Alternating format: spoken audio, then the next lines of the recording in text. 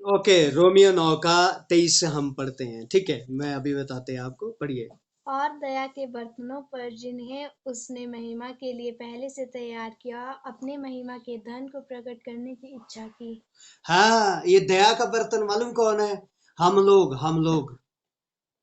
ये दया का बर्तन कौन है? ठीक है, रोमियो 9 का 23 में ये दया का बर्तन है। दया का बर्तन मतलब हम लोग है। इस बर्तन में परमेश्वर ने, इस बर्तन के ऊपर उसने दया करी है, तरस खाया है। जब हम आगे भी देखते हैं तो क्या कहता है? मिट्टी, कुरिन्थियों में, मिट्टी के, कुरिन्थियों में नहीं है, क्लूसियो शायद, आई थिंक, मैं भूल रहा हूँ अभी। मिट्टी के पात्र में अपना असीम धन रखा है, वो पात्र हम है।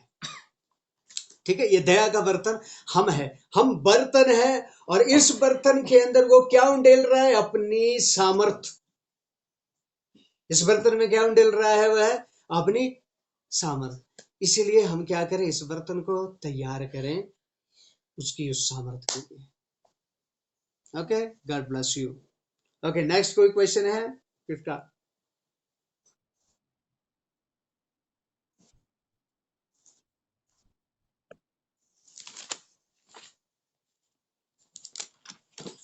लूका 9 का 3-5-40 पढ़िए। उसने उनसे कहा, मार के लिए कुछ न लेना, न तो लाठी, न झोली, बस, न रोटी। बस। और कुछ दूसरा कौन सा? 5। जो कोई तुम्हें ग्रहण न करे, उस नगर से निकलते हुए ओके, अपने। बस। आगे 40, 40। मैंने तेरे चेलों से विनती की कि उसे निकाले, परंतु वे न निकाल बस, सके। बोलिए, इसमें प्रश्न बोलिए जल्दी।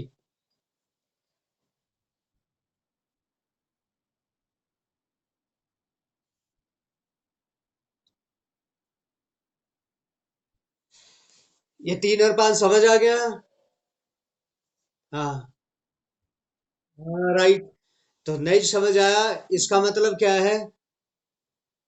यीशु ने चेलों को क्या बोला? कुछ नहीं लेना, निकल जाओ।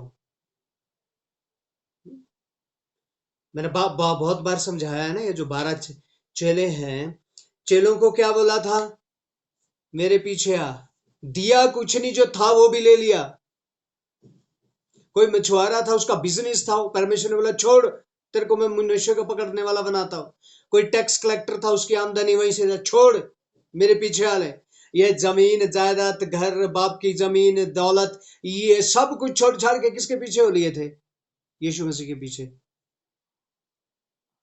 इन्होंने पृथ्वी के ऊपर अपने आप को परदेशी बना दिया। तो फिर भी परमेश्वर बोल फिर क्या रहा है? अब साथ के लिए झोले नहीं उठा लेना कि परसों तक वापस आएंगे, चलो खाना पैक करो, परसों मैं इंतजाम करूंगा रास्ते में, बस तुम निकलो। किसके लिए? मेरे लिए निकलो, इंतजाम मैं करूंगा। आमेन। ठीक है। अब वो निकाल क्यों नहीं पाए? उनको भेजा तो भेजा। आज तो पवित्र आत्मा हमारे साथ है ना, उस टाइम उनके साथ पवित्र आत्मा नहीं था। आज पवित्र आत्मा हमारे विश्वास को बढ़ाता है। ठीक है, पवित्र आत्मा हमारी प्रार्थना करते समय भी मदद करता है, अगुवाई करता है कि किस तरह से प्रार्थना करें। लेकिन उस समय उनका अगुवाई करने वाला पवित्र आत्मा नहीं था। यीशु ने बोला जाओ, गए, लेकिन डगमगा गया विश्वास, इसलिए निकाल नहीं पाए। Okay, right. Amen, hallelujah.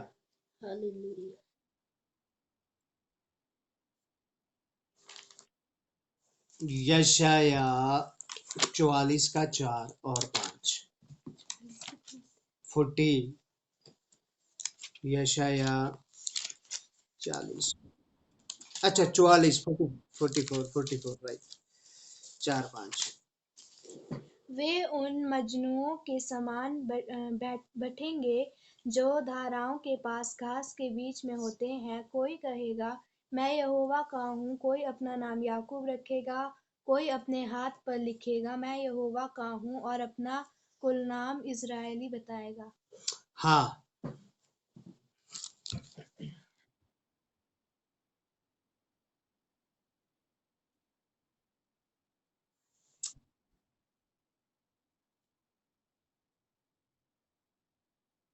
Okay. बहन, आप ये प्रश्न कल एक बार फिर से पूछे, क्योंकि गलत आपको शिक्षा नहीं मिलनी चाहिए, ठीक है, क्योंकि मुझे थोड़ा सा इसके बारे में देखना है। ओके, थोड़ा सा मुझे इसके बारे में थोड़ा सा मुझे देखना पड़ेगा, थोड़ा सा समय लूंगा मैं इसके लिए। तो ये प्रश्न आप कल एक बार फिर से पूछे। ओके,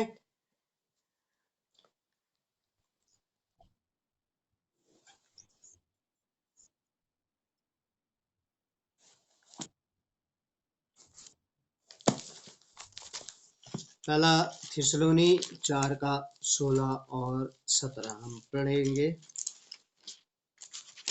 क्योंकि प्रभु आप ही स्वर्ग से उतरेगा, उस समय ललकार और प्रधान दूत का शब्द सुनाई देगा और परमेश्वर की तुरही फूंकी जाएगी, और जो मसीह में मरे हैं वे पहले जी उठेंगे। तब हम जो जीवित और बचे रहेंगे उनके साथ बादलों पर उठा लिए जाएंगे कि हवा में प्रभु से मिलें, और इस रीति से हम सदा प्रभु के साथ रहेंगे। हाँ बेटा, क्या प्रश्न है? जी बेटा, कलीसिया के बारे में लिखा है।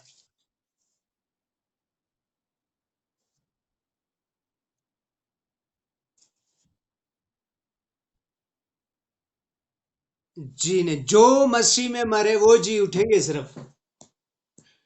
अब मेरा आप ध्यान से सुनिए, चलिए आपने ये पूछा है तो मैं इसको थोड़ा सा क्लियर करता हूं आप लोगों के लिए। याद रखें, सबसे पहला न्याय मसीह लोगों का है, बाकी लोगों का न्याय बाद में होएगा। हम लोग ये मत सोच रहे कि हमारा न्याय भी सबके साथ नहीं है। हमारा न्याय, मसीह लोगों का न्याय और लोगों से पहले है, ठीक है। मसीह लोगों का न्याय मालूम कब हो जाएगा?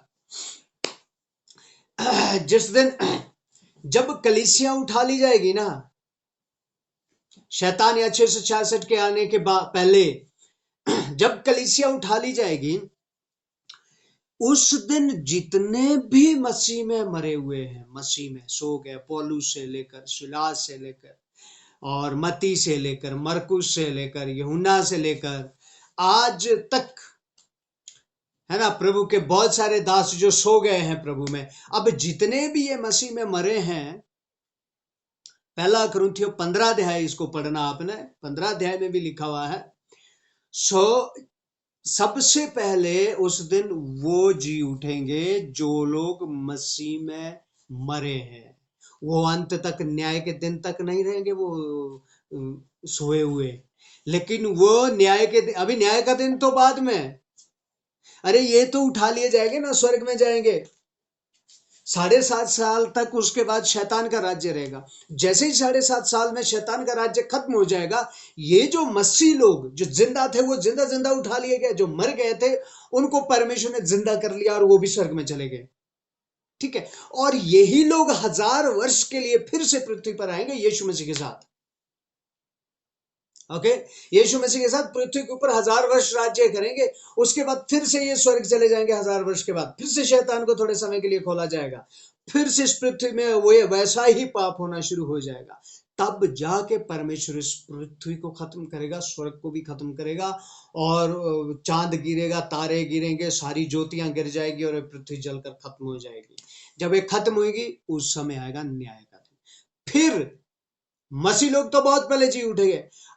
उस दिन जब वो न्याय का दिन आएगा, उस दिन उसके बारे में 19 अध्याय प्रकाशित वाक्य कहता है, उस दिन वो आदम से लेकर अंतिम मनुष्य तक जो मरा है उन सबको जिंदा करेगा, और वो सब परमेश्वर के सिंहासन के सामने स्वर्ग में खड़े होंगे। तब जाके न्याय होगा।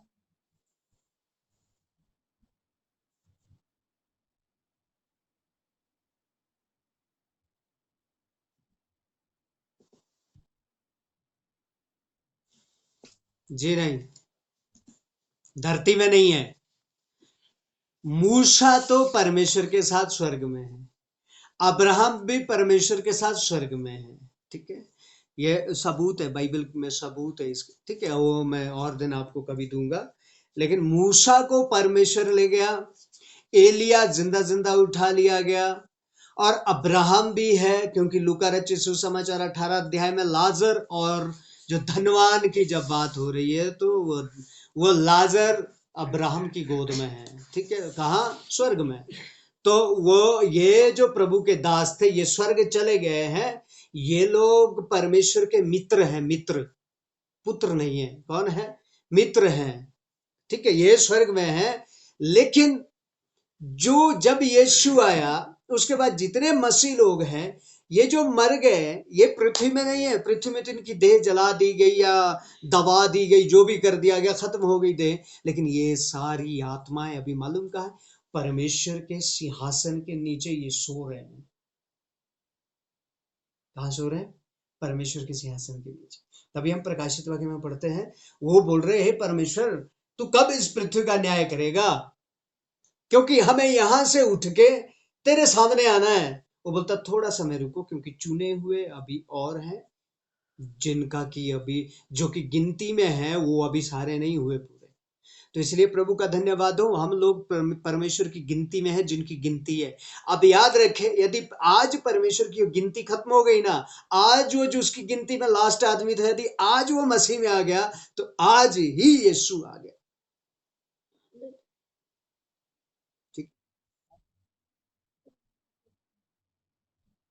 हाँ, हाँ?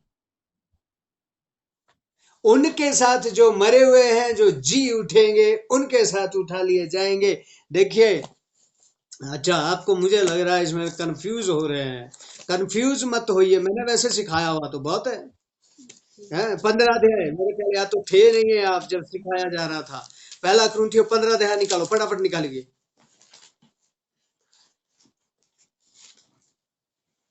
ओके,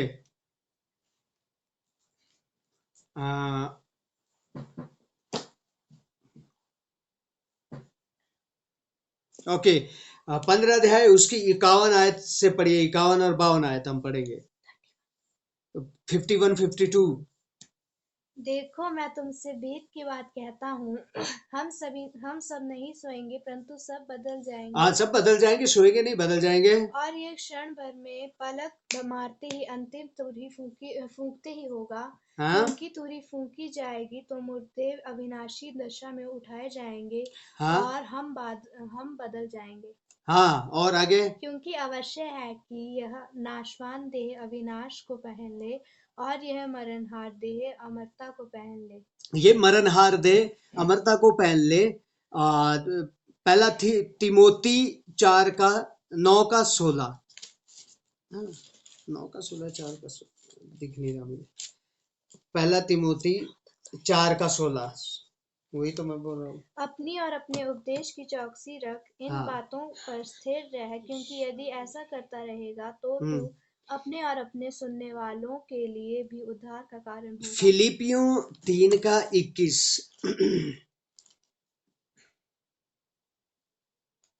वह अपनी शक्ति के उस प्रभाव के अनुसार जिसके द्वारा वह सब वस्तुओं को अपने वश में कर सकता है, हमारी दीनहीन देह का रूप बदलकर अपनी महिमा की देह के अनुकूल हमारी बनाएगा। दीनहीन देह का रूप बदलकर, और ये कौन सी देह करेगा, ये अपनी महिमा की देह करेगा। तो यहाँ जो 16 में आप पढ़ रहे हैं, 4 का 16 में आप जो पहला थिस्सलुनी पढ़ रहे हैं, इसमें क्या लिखा है, परमेश्वर की तुरही, जो मसीह में मरे हैं वे पहले जी उठेंगे, तब हम जो जीवित और बचे रहेंगे उनके साथ बादलों पर उठा लिए जाएंगे। किन के साथ, जो मसीह में मरे हैं वो जिंदा होंगे, और उनके साथ ही हम भी कहां जाएंगे, सब मिलके जाएंगे। ओके, सोलन जा रहे हैं हम, आप नीचे बाजार से वहां आएंगे और मैं यहाँ श्रीनगर से नीचे आऊंगा, और वहां हम बाजार में मिलेंगे और वहां से सब साथ में जाएंगे। समझ आ रहा है? तो वो जो मरे हुए थे वो जी उठेंगे, और वो जैसे ही जी उठेंगे, पहले वो जी उठेंगे, वो जी उठेंगे, हमारा इंतजार करेंगे यहाँ। अब हम जो जिंदा है हमें यहाँ लिया जाएगा, हम भी साथ में जाएंगे, बदल जाएंगे जो जिंदा है।